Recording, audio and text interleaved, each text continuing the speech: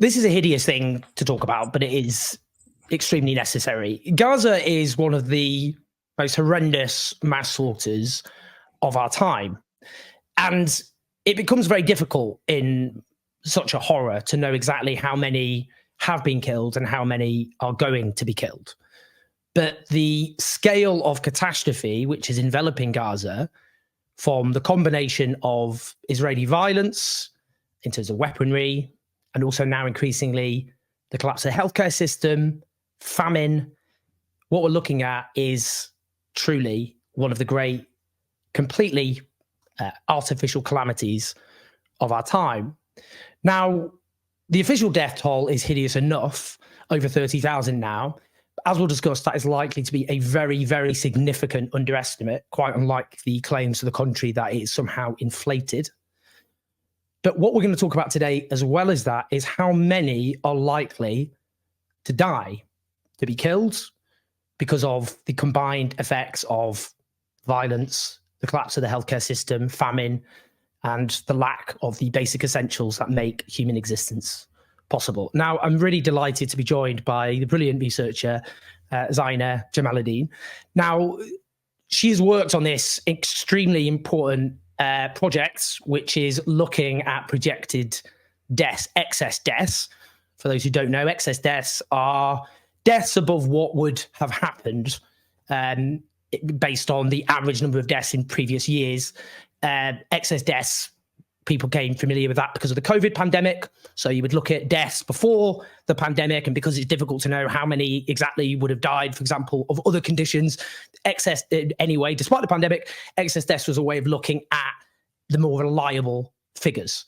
And so this study has been done by London School of Hygiene and Tropical Medicine, Health and Humanitarian Centres Crisis, and the John Hopkins Centre for Humanitarian Health.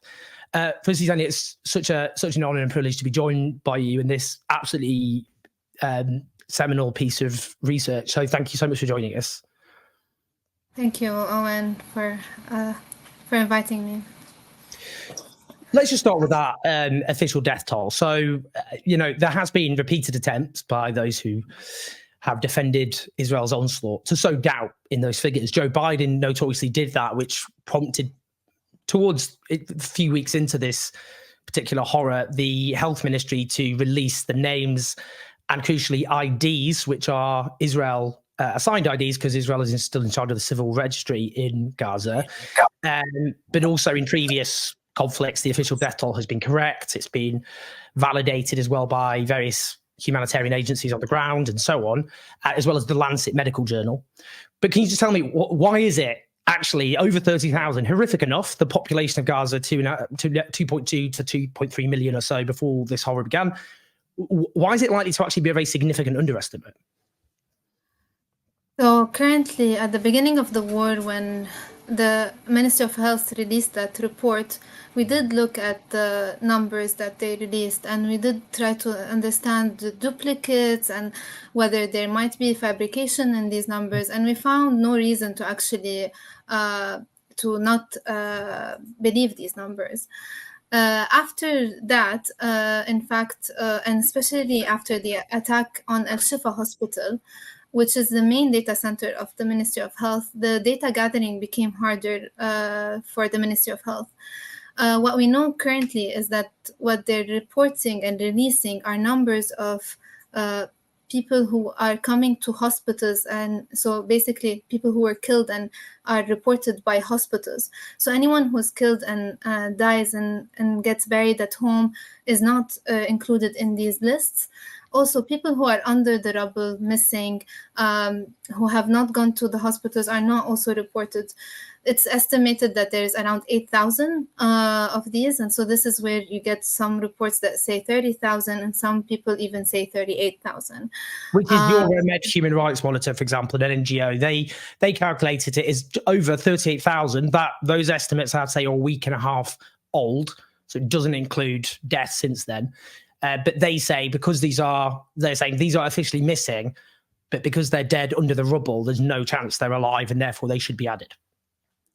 Yes, and like any conflict, the more the conflict goes on, the harder it is to count the death, and the systems are collapsing. Communication is very hard in Gaza, especially with the communication cuts, and so hospitals are not always able to report to the central to the Ministry of Health the numbers. So I think the exact number currently is very hard to get it, but it's between the 30,000 and 38,000 that's being reported, and even probably more. And in terms of, I mean, because I've seen also reports, I know people have posted examples of large cases of, for example, a family being killed who weren't reported to the Ministry of Health, therefore they're not included. But there's also, people, for example, with cancer, people with underlying health conditions such as heart problems who aren't able to access healthcare. So I suppose this is why excess deaths becomes an important measurement, because if someone is killed by missiles or bullets, you can easily just attribute that directly to war. What becomes more complicated is people who would be alive but are dead as an indirect consequence. So in Yemen, around 60% of the death toll in the war is estimated to be indirect. So I suppose that complicates it as well, doesn't it, in terms of the official death toll, because has someone with leukemia, for example, they're not getting treatment and now they're dead as a consequence when they'd be alive, that kind of thing. Yes, so this is really where we started from, understanding what's happening in this war, and really to project the excess death in different scenarios. In a case of a ceasefire, in a case of a status quo, so what happened before in the war, in case of an escalation, which we're seeing with attacks in Rafah. And so what we wanted to understand, in fact, is at the beginning of the war, most of the mortality was happening from injuries. In fact, Gaza, in terms of before the war, had a very good healthcare system, with only 3% of children were acutely malnourished, so like thin, what we call as wasting. We had 100% vaccination. This is because of efforts from the Ministry of Health and UNRWA. And so basically mortality from infectious disease was not very high, except when COVID happened. However, what we were talking more about was actually mortality from non-communicable diseases. However, with the war and the collapse of the healthcare system, and actually children not being able to get vaccinated, and basically pregnant women not being able to go to hospitals to deliver, where preterm babies who need access to NICUs, and all of that aspect actually will increase excess death among these populations. So we will have excess deaths from infectious diseases, excess deaths from people not being able to get treatment for their chronic diseases, cancer, heart attacks. Other elements would be maternal and newborn health. We know that mothers in general should be fine. However, there's 30% who are likely to have complications and need hospitals. And we know, we have studied a lot in different universities, the importance of access to hospitals for maternal and newborn care.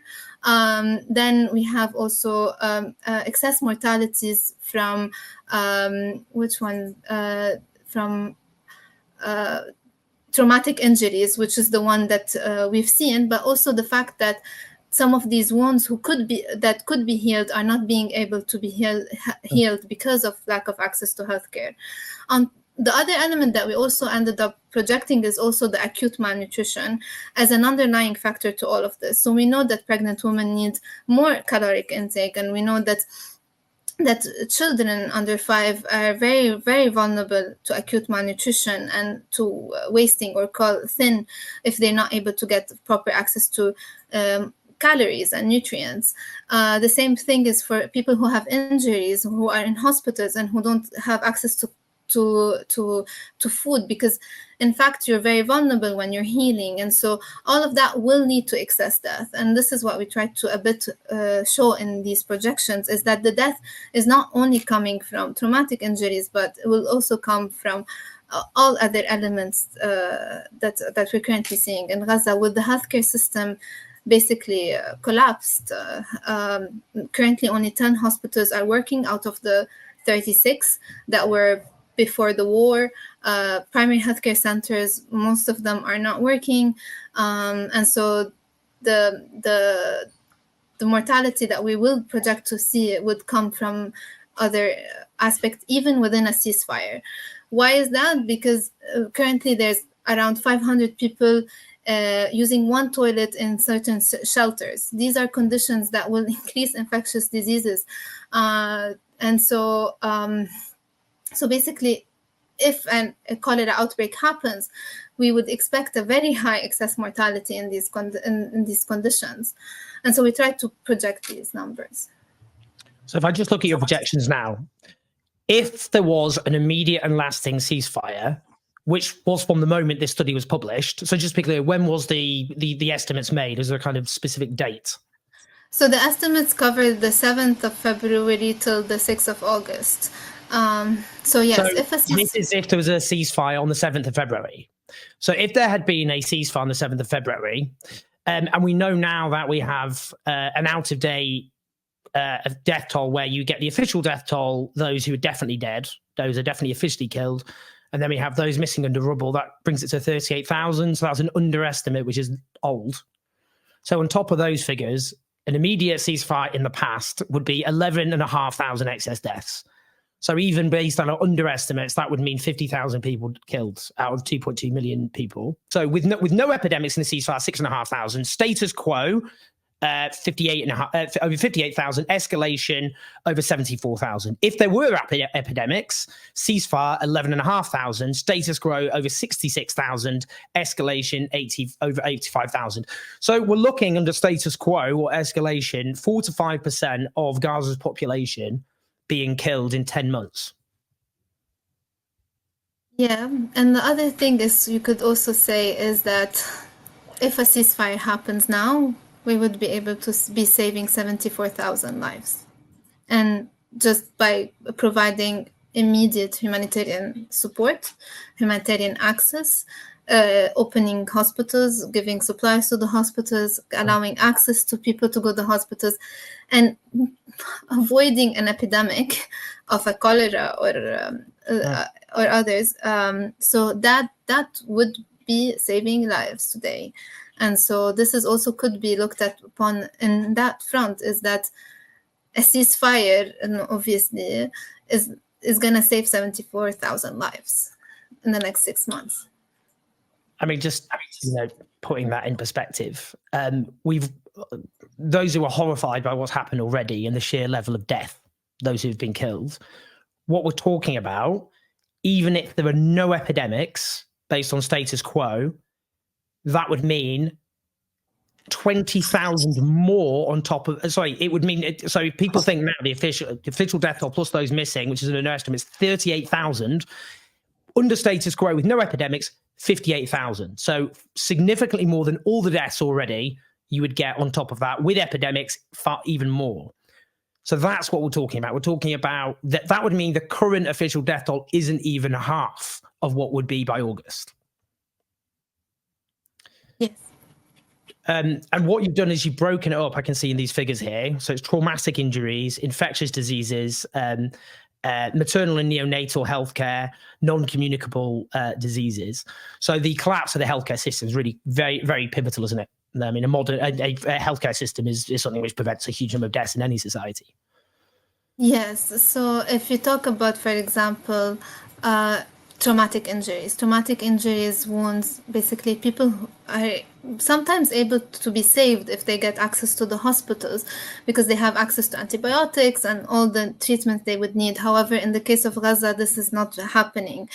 Other aspect is that these traumatic injuries could also lead to, in the case of a ceasefire, also an excess mortality, because most of the mortality of in a war happens directly due to the bombs, but after that also untreated wounds and all of that could lead to mortality. And so we use these in the projections for the ceasefire scenario, where we would see also some mortalities from traumatic injury, also some ordnance and some that would also happen.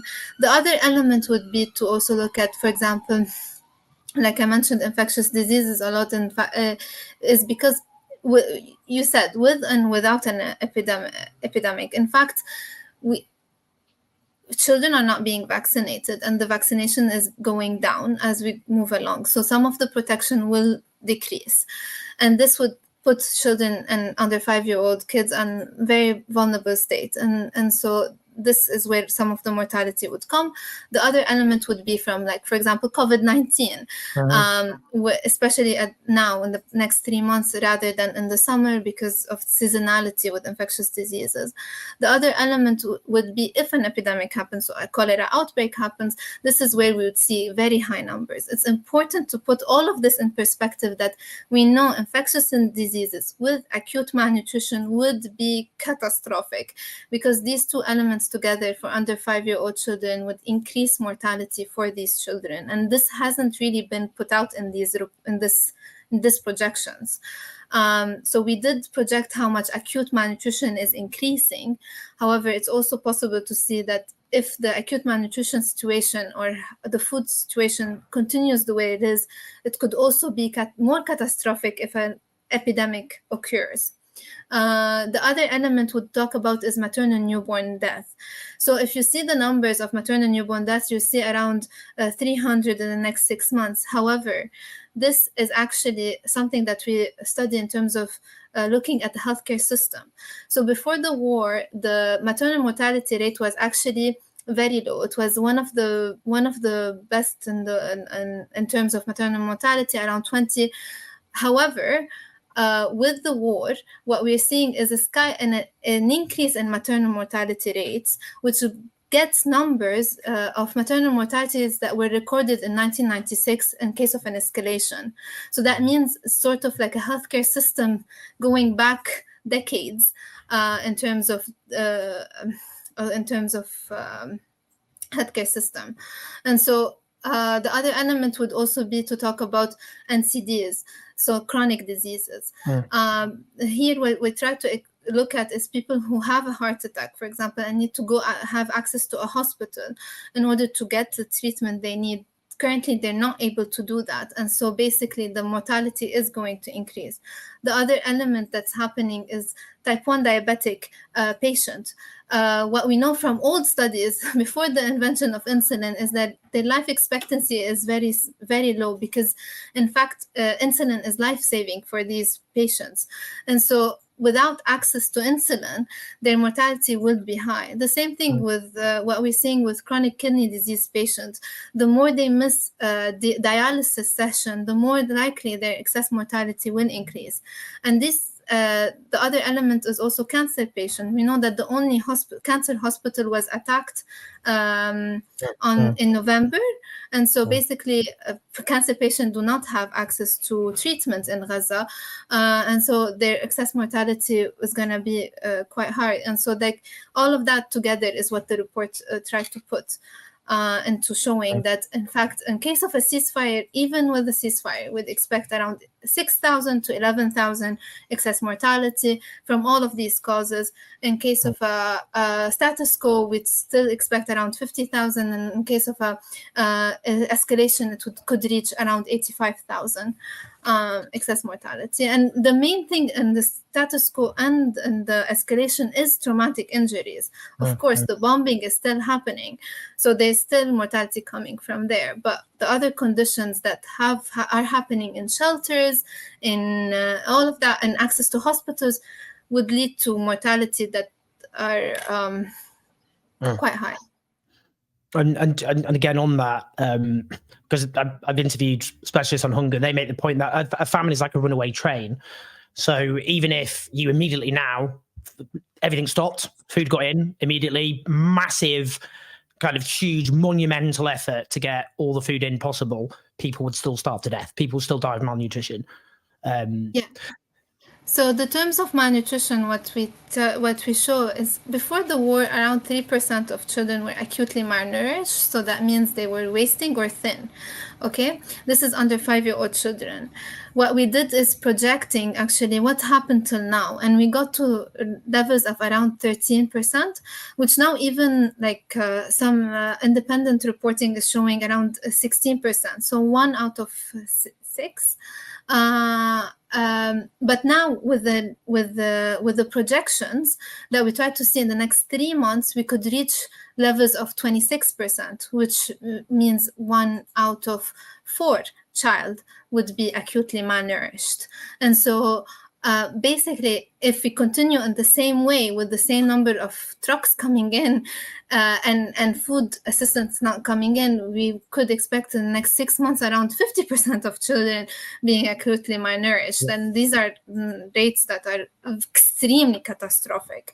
And it's like you said, it takes time for things to then, even when food comes back in, is for the to actually go back to levels of that are lower of acute malnutrition. Even within a ceasefire, you would expect that. And this is also another push towards food assistance coming into Gaza yesterday. I mean, on that, I mean, again, because if I'm going on the figures of escalation, which people might think, well, that's the worst case scenario in, but what we're talking about there is an assault on Rafah, for example, which has been promised by the Israeli state. So it's not like it's the worst case extreme scenario. It's what the Israeli state is promising, which is an assault on Rafah. That would mean by August, going off out of date, underestimated figures, that would mean over 123,000 people being killed by August, which is 1 in every 18 Palestinians in Gaza within 10 months. I mean, there's not the precedence for that level of killing in a modern conflict is, I mean, it's an astonishingly high figure, isn't it? I mean, how many other wars could you, if we call it something asymmetrical, is this a war? But I mean, you know, Yemen, I've spent a lot of time researching Yemen. I've done a documentary in Yemen. I read lots of columns in Yemen, horrible, hideous war. The equivalent over 7 years of warfare in Yemen is 25,000 Palestinians being killed in Gaza, which has already long been exceeded. And Yemen started from a worse place, didn't it? So this is, I mean, by modern standards, an absolutely catastrophic. Even by August, we say 5.5%, people will still die after that. So it's not like that's the end of it.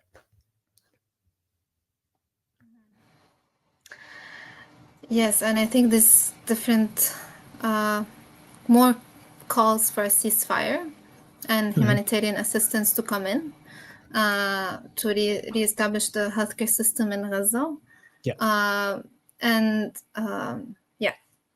Yeah, what we're talking about is tens and tens of thousands of people's lives at stake. If there was a ceasefire, tens of thousands of lives will be saved.